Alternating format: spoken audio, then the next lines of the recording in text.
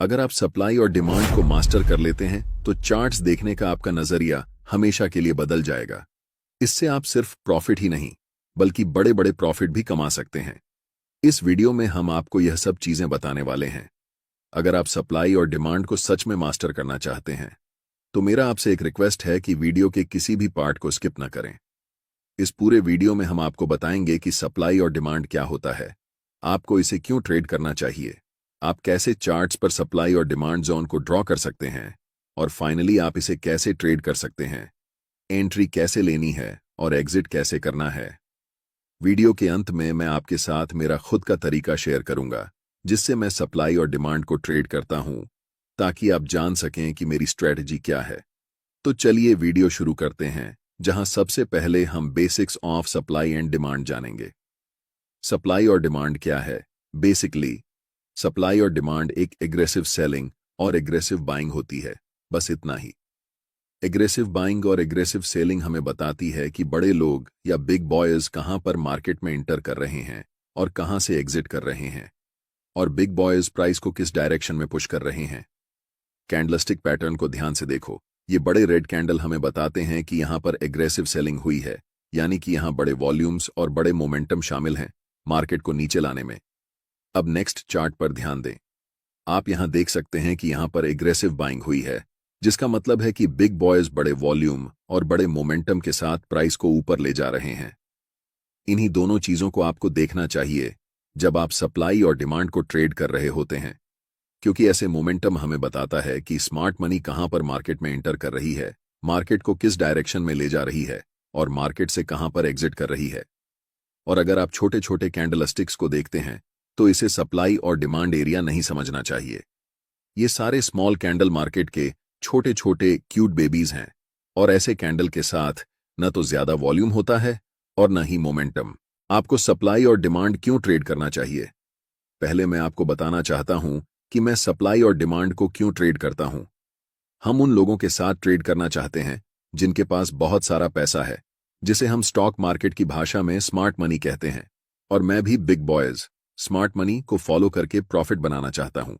सबसे अच्छा तरीका जिससे आप पहचान सकते हैं कि मार्केट में स्मार्ट मनी कब इंटर कर रही है और कब एग्जिट कर रही है, वह है चार्ट्स पर सप्लाई और डिमांड जोन को पहचानना। जब मार्केट में प्राइस बड़े बड़े रेड कैंडल्स बनाते हुए नीचे की ओर जाती है, उसे हम सप्लाई जोन कहते हैं, और जिस लेवल से प्राइस बड़े बड़े ग्रीन कैंडल बनाकर ऊपर की ओर बढ़ती है, उसे हम डिमांड जोन कहते हैं। हम सिर्फ चार्ट पर बड़े मोमेंटम वाले कैंडल्स को देखेंगे जो हमें बताते हैं कि बिग बॉयज या फिर स्मार्ट मनी मार्केट में प्रवेश कर चुकी है। इस बात को हमेशा याद रखें कि हम रिटेल ट्रेडर्स हैं और मार्केट के बड़े प्लेयर्स के मुकाबले हमारे पास बहुत कम पैसे होते हैं। इन बड़े प्लेयर्स के पास 500 करोड़, 1000 करोड़, 2000 करोड़ जैसी बड़ी रकम होती है। चार्ट्स को ध्यान से देखो।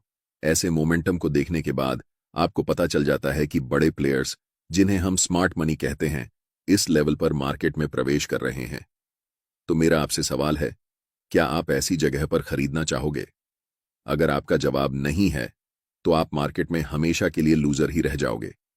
लेकिन मुझे पता है कि आप सबका जवाब हां होगा, क्योंकि आप मार्केट में प्रॉफिट बनाने आए हैं और यहां तो आपके सामने मुफ्त पैसे पड़े हुए हैं। आप जानते हैं कि स्मार्ट मनी के पास बड़े पैसे हैं, बड़ी पावर है और उनके पास मार्केट को मूव करने की ताकत है। सबसे बड़ी गलती जो रिटेल ट्रेडर्स कर सकते हैं वह है ऐसे स्मार्ट मनी के खिलाफ ट्रेड करना जो आपसे अनलिमिटेड टाइम बड़ा है। अब आपको पता है कि सप्लाई और डिमांड को क्यों ट्रेड करना है। अब हम जानेंगे सप्लाई और डिमांड जोन को चार्ट्स पर अब हम जानेंगे कि सप्लाई और डिमांड को चार्ट्स पर कैसे पहचान सकते हैं। पहला तरीका यह है कि ट्रेड में आपको तभी एंट्री लेनी है जब आपको कम से कम 3 मोमेंटम कैंडल्स दिखें। हो सकता है कि एक मोमेंटम में 4-5 बड़े कैंडल्स हों, लेकिन कम से कम 3 तो होना ही चाहिए, तभी हम ट्रेड में एंट्री ले सकते हैं। जैसे कि इन 3 मोमेंटम कैंडल्स को देखो। ध्यान रखना कि ऐसे छोटे कैंडल्स को सप्लाई और डिमांड मत समझना। इस एग्जाम्पल में हम इन 3 ग्रीन मोमेंटम कैंडल्स का इस्तेमाल करेंगे। दूसरा चीज आपको यह करना है कि ऐसे एरिया ढूंढना है जहां से मोमेंटम शुरू हुआ है, और उन तीनों कैंडल्स के जस्ट प्रीवियस वाले कैंडल पर हम एक रेक्टेंगल बॉक्स ड्रॉ करेंगे। ध्यान देना कि वह बॉक्स कैंडल की हाई और लो को पूरी तरह कवर कर रहा हो। अब जो आपको चार्ट्स पर यह रेक्टेंगल एरिया दिख रहा है, यह पूरा एरिया एक डिमांड जोन है। और अगली बार जब भी प्राइस इस जोन में आएगा तब यहां से आपको बाय ट्रेड में एंट्री करनी है। क्योंकि यहां पर ऐसा हो चुका है तो ध्यान देने वाली बात यह है कि प्राइस इस जोन तक आया और उसके बाद बड़े ग्रीन कैंडल्स बनाते हुए शूट अप कर गया। सोचिए, अगर आप ऐसी जगह पर मार्केट में ट्रेड एंट्री करते हैं तो आप बहुत ज्यादा पैसा बनाने वाले हैं। चलिए अब एक और एग्जाम्पल देखते हैं। इन 3 बड़े रेड कैंडल्स पर ध्यान दें।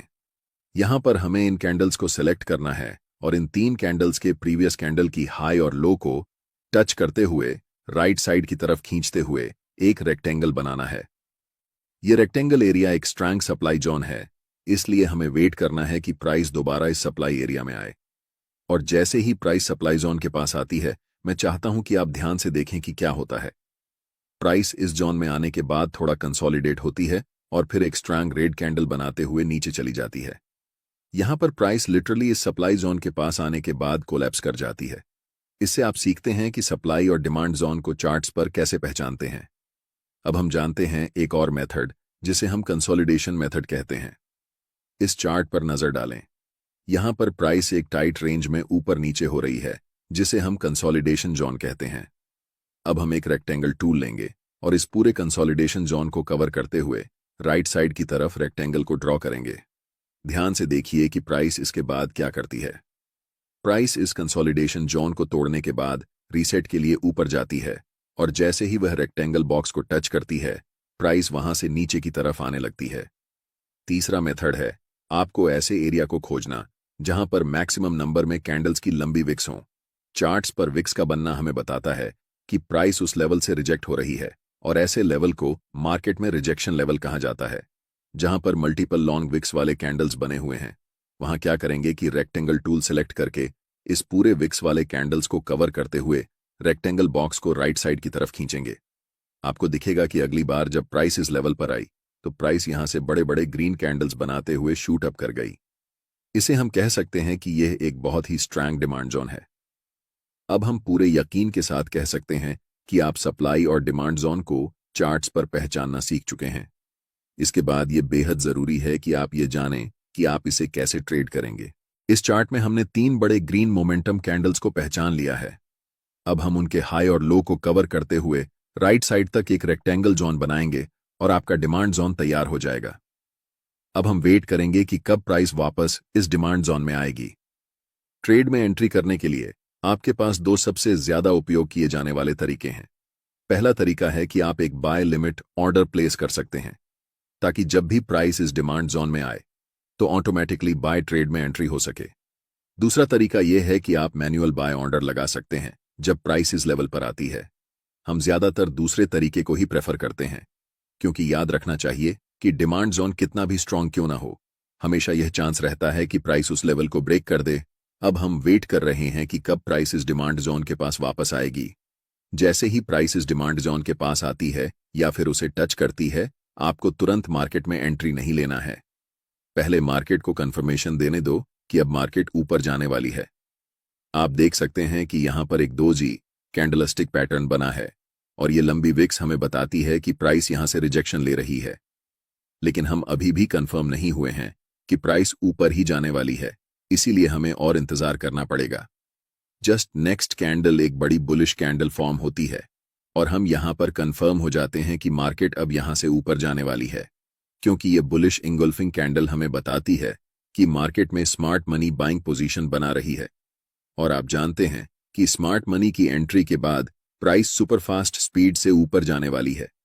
हम यहां मार्केट में एंट्री लेंगे जिसमें हमारा स्टॉप लॉस स्विंग लो के नीचे होगा।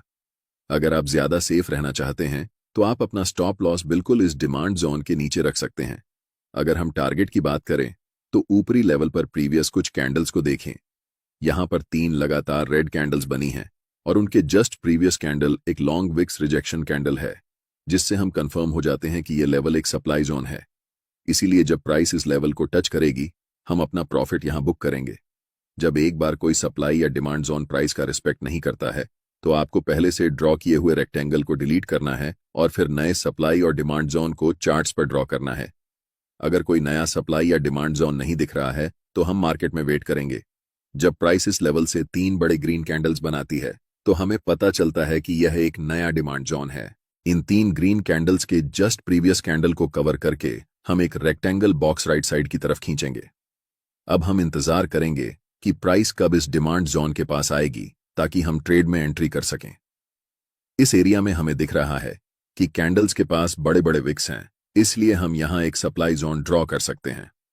जब प्राइस इस डिमांड जोन के पास आती है तो स्ट्रॉन्ग रेड कैंडल बनाते हुए इस लेवल को थोड़ा सा ब्रेक कर देती है। ऐसी सिचुएशन में रिटेल ट्रेडर्स अक्सर इसे एक ब्रेकडाउन के रूप में देखते हैं और सेल पोजीशन में एंट्री कर लेते हैं। लेकिन नेक्स्ट कैंडल एक बुलिश कैंडल बनती है जो कंफर्म करती है कि अब प्राइस यहां से ऊपर जाने वाली है। इस सिचुएशन में हम बाय पोजीशन में एंट्री करेंगे और नेक्स्ट सप्लाई जोन तक अपना टारगेट रखेंगे। हमारा stop loss last swing low के नीचे होगा। इसके बाद प्राइस बुलिश कैंडल्स बनाते हुए ऊपर की तरफ बढ़ जाती है और हमारा टारगेट हिट हो जाता है।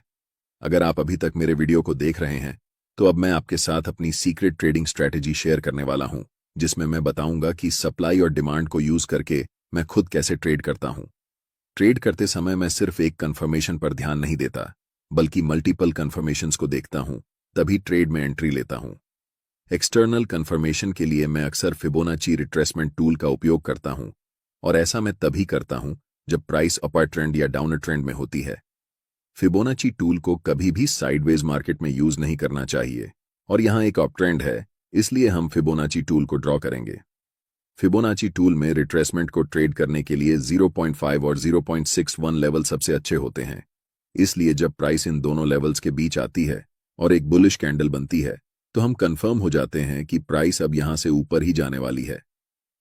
मल्टीपल कंफर्मेशंस के बाद हम बाय